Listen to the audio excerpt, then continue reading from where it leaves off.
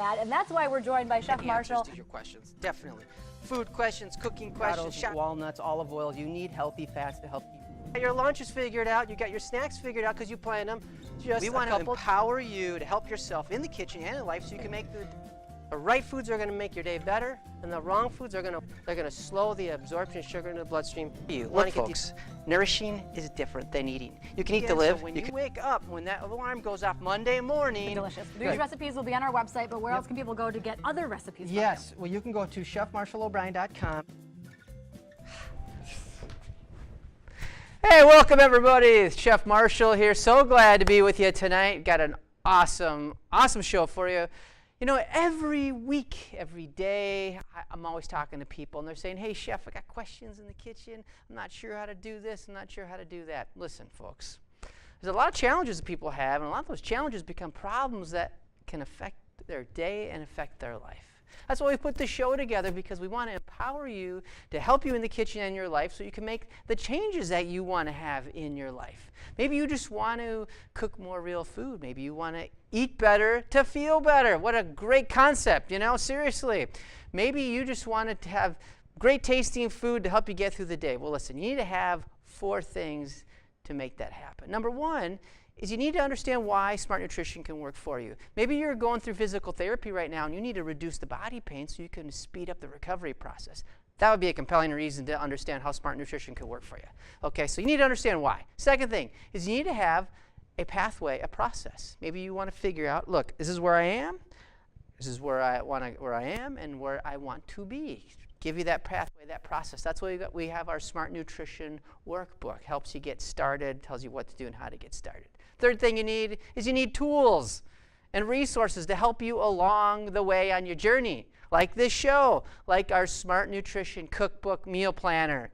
We got awesome recipes in there. We teach you how to organize your kitchen. Matter of fact, check out our special discount promo right now, Smart Nut 2. When you get both of those books, you get the discount. So check it out. Go at chefmarshallobrien.com to do that.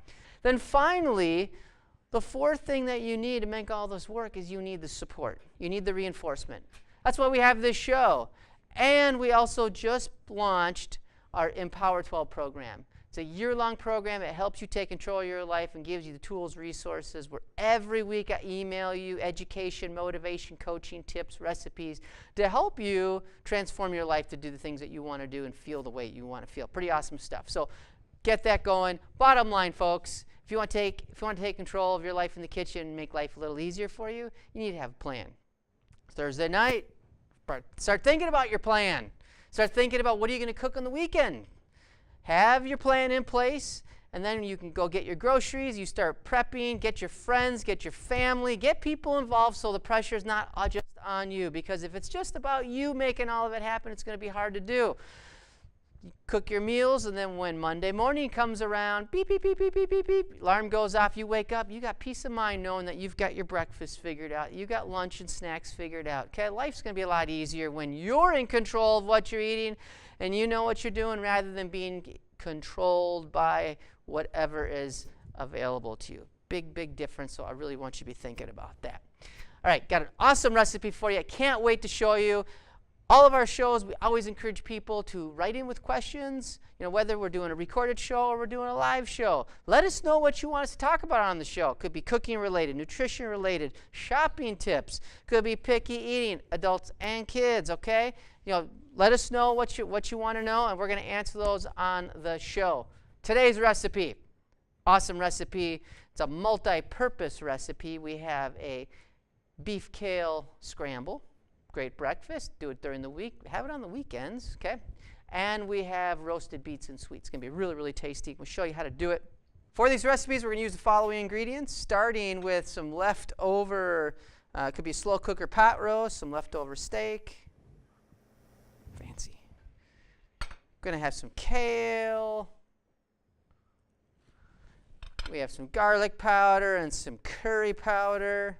We've got some shallots and some parsley, a little red pepper, and for the, of course, can't forget the eggs, otherwise it wouldn't be a scramble, right? Then for the beets and sweets, aka sweet potato yams, whatever you want to call them. For the roasted beets and yams, we have some beets and yams. There you go. Pretty simple. All right. Let's get started. First things we're going to do is I'm going to show you how easy it can be to prepare the roasted beets and yams. If you, sometimes yams get confused with sweet potatoes, and they're technically different, but oftentimes at grocery stores they're going to call yam sweet potatoes or sweet potato yams. I want you to look for the orange ones, and I think we talked about this in previous shows, and don't show those people at the grocery store you're doing this, but you can just kind of casually use your nail to make sure that you know that it's actually orange. Okay, but we're going to use the yams here, and an easy way that you can peel is I'm using it, whether you're right-handed or left-handed. Hold, kind of use your thumb as a guide as you're doing here, and then just peeling it like that. What's that? Ah, like that. Jeez. Okay. All right. Gonna peel them just like this, and then we are going to make sure we have all those spots. If you want to buy these pre-cut, that's fine, but for this recipe, we want them very, very small, pretty small dice. And I don't think you can buy them with a pretty small dice, so you may just want to make it happen like that. We're going to plank it on a side like this, so now it's flat and it's sturdy and you don't injure yourself. And then we're going to cut.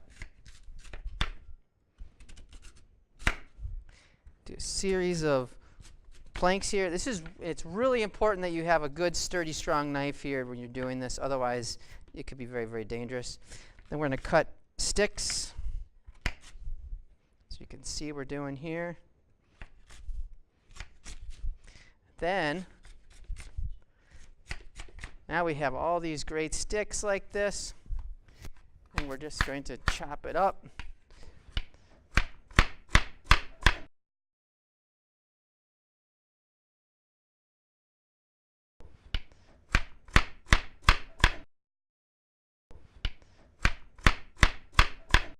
Chopping them up into little pieces here. See, look at all those nice little pieces, right? I lined my sheet pan. You can use parchment paper or foil, whatever you want to do, okay? Then we're going to take I used foil in this case. Again, you can use parchment or whatever. We're going to put that onto our sheet pan. If you're making a big batch of these, you may want to do 2 sheet pans. So we have that going, and then we're going to take our beets. Now for beets, I tend to wear gloves. If I'm doing a lot of work, I might wear gloves just because it can get a little messy. You don't have to do that. It will come off, but something to think about there. So let's see. One little tip when it comes to using beets is try to find beets, as far as like convenience and ease, try to find ones that aren't knobby with a lot of crevices, because that can be a little challenging to effectively and efficiently peel them. But as you can see, I just am holding the beets in my hand, and then I'm using my peeler. Now there's a variety of ways that you could peel these. Like you could literally just slow cook these, and then like in a slow cooker with just the beets and nothing else, and they're going to be tender and the skin will peel right off. That would be one way to do it, and then just do just actually be done with them like that. I think that'd be just fine. I want to get all the barriers out of the way when you're preparing these recipes. Speaking of which, you might be wondering, why am I using beets in this recipe? Not only are they colorful and they have a nice sweet taste to them, but beets are rich in folate. Folate is really significant when it comes to brain development and helping with emotional resiliency. Winter times, when it's cold and it's dark, if you're not getting enough vitamin D, if you're not getting the right kind of nutrients, it can have a severe toll on your mental capacities. It can make you can get depressed if you're not eating the right foods. A lot of people don't realize it, that they might not getting the right nutrients in the wintertime. So foods rich in folate, like beets or dark leafy greens, which we have in the kale or spinach, is going to help you be more emotionally resilient in times like in the cold, dark winter time. So it's something to think about. Get those into your life if you're not already doing that. All right. So we have our beets all peeled up here, and we are going to then, just like we did with the sweet potato yams, we're going to get these prepped, chopping off. I want a sturdy. You notice how I cut off the bottom so we have a sturdy base so that you do not flop around, not you personally, but the beet doesn't flop around. We want you to be safe. So just like that, and then we're going to do a series of cuts, letting the knife do the work, using my knuckles. I'm using my knuckles to guide the knife, and now we have all of these beets just like this, and we're going to do just like we did with the yams. We're going to make the sticks and then chop them up just like that. Yes, there's a question for tonight. So, someone is wondering, why are you using gloves? I am using gloves because it just helps with the cleaning up factor. It's convenient, not mandatory. Okay, you don't have to. Beet juice will stain your clothes, and it's really interesting. Like in the ancient Egyptian times and other ancient civilization times, they used beet juice to color, to dye clothing. You didn't know I was a historian, did you?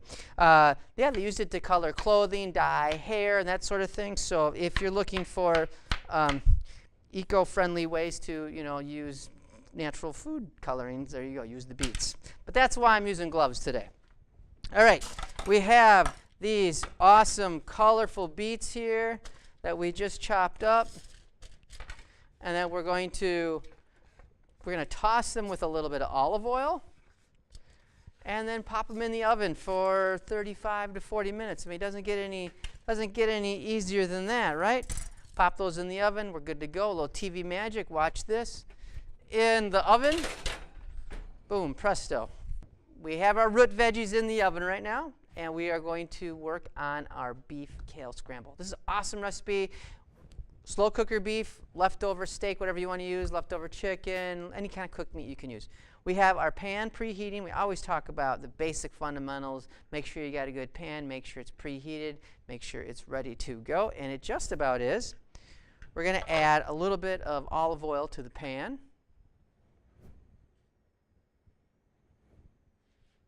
Want to make sure that pan's nice and hot. As you can see, we're getting a nice little shimmer in there. And once that, I'm going to turn the heat up at about medium heat to start, and then we're going to add our leftover beef in here. Now, a couple things to think about is you've cooked on the weekend and you're doing a pot roast for the week. Save some of that or make a little bit extra so now you have that. With the roasted beets and yams that are in the oven, you can make that for a couple different recipes. I want you to think about how can you make something and then use it in 2 or 3 different ways, or make stuff that you could freeze and then just simply bring out and reheat. This is one of those examples, okay? Certainly with the greens that we'll get into in just a second. Same kind of thing, all right?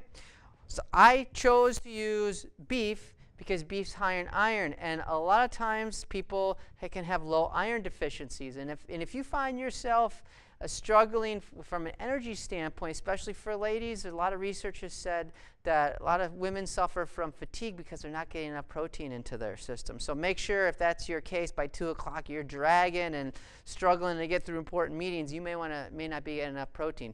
Maybe you get more meat in your life, maybe you get some more other plant-based proteins, but it's really important to get that. All right, our pan is probably hot enough, and I'm going to try to feel it without actually looking at it. Okay, there we go. Looks good. We're going to add our beef to it right now. Excellent. Turn up our heat a little bit.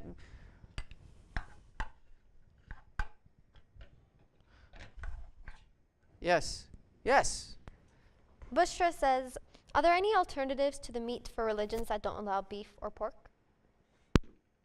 Absolutely. Yeah. If you don't do certain meats, I want you to do whatever makes you feel comfortable. Chicken works. You could use, just maybe, I always love throwing in some garbanzo beans or black-eyed peas or kidney beans, if you want to do that. If you want to do tofu, if you want to do other types of vegetarian proteins, that's fine. Or just not throw anything in there. Totally fine. This is a very filling recipe, very filling meal, whether you put meat in there or not.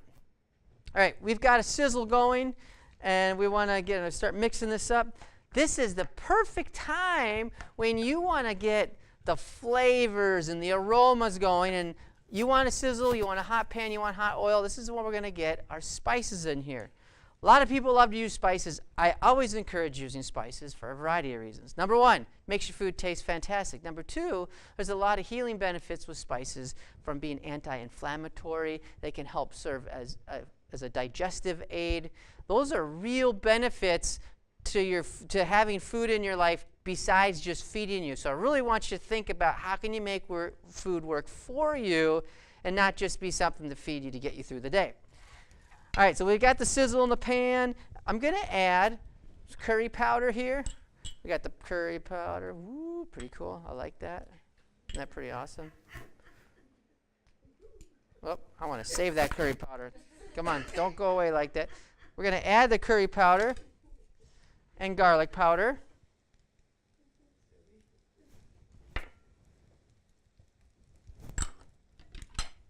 Stir that up. And you're going to start to smell the aromas. Get awesome smell-o-vision going on here right now. Let that go. I'm going to turn the heat up to about medium-high at this point. Not super hot, because I don't want to burn this and scorch this stuff. While this is cooking and being really happy in the pan, I am going to chop up our kale. You take a bunch of kale. I'm going to use the stems. I try to use as much of whatever we're cooking with as possible. I don't like to waste food. If you want to, you can do this a couple different ways. You can make a few different cuts down the middle and then start slicing as I'm doing, however you want to do it. When you get into the thick stems, I want you to make thinner slices. Otherwise, the thick stems will be thick in your food. But when they're thin, then they'll be tender and they'll cook quicker. So you can see, that is pretty cool.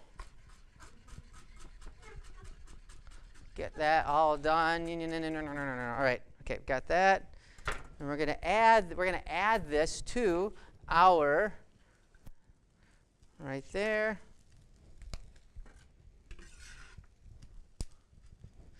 Yes, question? Celeste asks, what are the best varieties of kale to use for this dish? Appreciate you asking the question. If you are used to having kale, if you eat a lot of kale, there's different varieties. They all pretty much taste the same.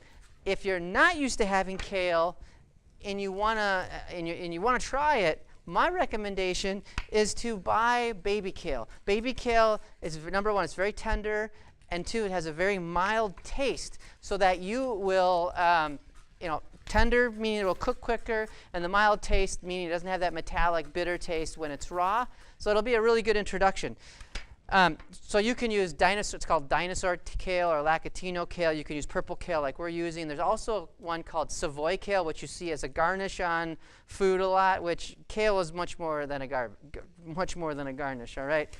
Having said that, I am using kale because dark leafy greens, high nutrients, high in folate, as I talked about before, rich in magnesium, natural muscle relaxer. So if you got a really stressful day and your body's really tense, get some good magnesium-rich foods into your life, and it's going to help a lot. Look, folks, food can work for you or it's going to work against you. It's as simple as that. You can eat certain foods that will actually perpetuate stress in the body and make you more tense and more tight and increase inflammation, or you can eat foods that will lower the inflammation. I'm on my feet all the time, so I want to make sure that I'm eating inflammation-reducing foods. That's important to me. This would be a good recipe to do that. I'm going to mix it up. You may want to add a little bit of water in here to generate some steam. The thinner the kale, the quicker it will cook. So we got that going. Let this cook. We're going to let this cook a little bit. At this point, you may want to check on your roasted beets and yams to make sure you haven't charred them or turned them into carbon. But we haven't been cooking that long, and I know mine are good. So we're all set there. But it's good to pay attention. Cooking is all about the awareness, and it's all about recognizing like time management, and that's why I started with the beets and the yams first, because those take the longest to cook. Whereas making an egg scramble is going to go by really, really quick. By the way, you could make this minus the eggs, have it all done, and then just throw an egg in there. Like you could have all this done. You could eat it just like that without the eggs. And if you want to do the eggs in a later date, you could just take some of this out of the fridge, like you've portioned it, heat it up in a pan with some eggs. Boom, you're ready to go. That makes sense, folks? Yeah, good. All right. So we got this cooking. This looks great. I'm going to throw the lid on while that's going, and I'm going to let that sizzle for a bit. We are going to take some shallots. Shallots are kind of a hybrid of onion and garlic. I mean, they don't really taste like garlic, but they have a nice mild taste. So we're going to thinly slice it, and then we'll add that to our recipe. If you want to use if you want to use just regular onions, or you want to use onions and garlic, doesn't really matter to me. Get that. We use shallots, because I think they're a little fun with the mild flavor. That's great. But they also have a compound called allicin, and allicin is also found in garlic, which has antimicrobial and antibacterial properties. Now it also has I'm trying to make a really funny joke about bad breath. Basically, obviously, onions and garlic will ward off people if you have strong odor. Some people some people react to onions and garlic, get more body odor than others, and I'm not going to get into that because I'm not a scientist, but if you've experienced it, you know what I'm talking about. So we're gonna put these in our pan and let them continue to cook there. Boy, it smells awesome, beautiful color. I'm going to close my lid again. Let the steam work. The steam work and help pull the moisture out of the kale so that the kale can keep cooking. Then we're going to do our red pepper here. I'm going to peel up my pepper just some. If you have any jarred, roasted red peppers, that would taste really nice. That you could do that instead of fresh bell peppers. Red bell peppers, orange bell peppers, yellow bell peppers are high in vitamin C, and vitamin C, it can help with removing cortisol from your system. A lot of people don't realize that. I talked about magnesium in the kale can help prevent the release of cortisol, and vitamin C rich foods can actually help get rid of cortisol. So vitamin C rich foods, good stuff, boost your immune system, good for reducing stress as well. They taste great, they're colorful. And the more green bell peppers, they're okay, right? They don't have a lot of flavor. The more color they have, the more flavor they have. So keep that in mind as well. We're going to add our bell peppers to our pan.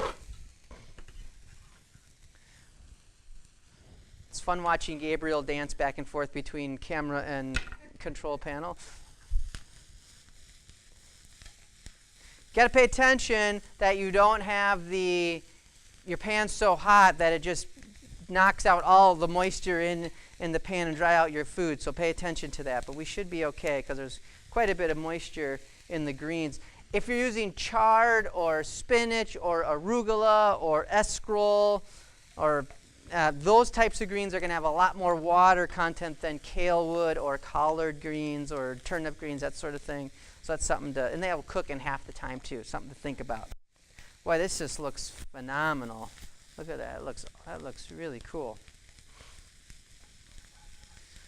All right. At this point, I am going to add, actually before I add the eggs, I'm going to chop up my parsley, and then we're going to add the eggs.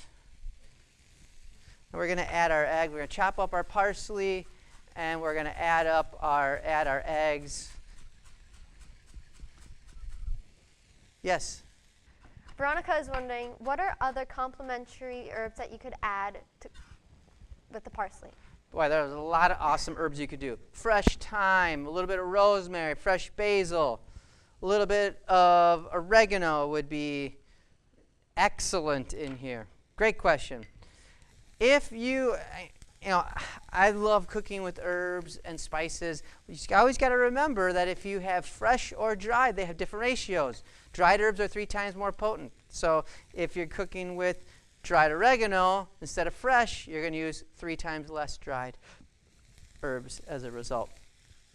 Now we're going to add our eggs to the recipe. And this is going to go by fast because it's going to cook. It's going to cook quick because we have a nice hot pan. So we've added our eggs to the mix. If you want to, whisk them in advance, that's fine. I'm just throwing them all in here and I'm mixing them up just like this.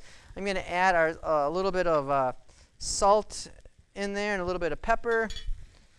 We are set. Oh, this just looks wonderful, wonderful, wonderful, wonderful. This will be done in probably less than a minute. Remember, it really comes down to having the right tools, using the right temperature, feeling comfortable with what you're doing. If I'm making this look really easy and you intimidate you a little bit, use the recipe, okay? It makes it really, really simple. And just take your time. Take things in steps here. Look at that. That looks spectacular. I'm going to turn off the heat here. This is pretty much done. Now, depending on how you like your eggs, I like my eggs a little more hard. So I might just let it go for another 10 seconds with the heat on, but I've turned off the heat. All right. Oh, cilantro would be a really nice one in there. Maybe you want to chop up some fresh chilies. I like spice, so I would add that in there. That just looks excellent. Tasty, yummy. I'm going to grab out of the oven. I'm going to grab our roasted beets and sweets now. And thanks to TV Magic, they are all done. We're going to take, and you can mix these up in a bowl. You could just put them right on. I like to put this scramble on top of the beets and sweets. So we're going to portion this up. This just looks great. What camera should I do? Okay, just like that. That just looks delicious. Now we're going to give it a taste.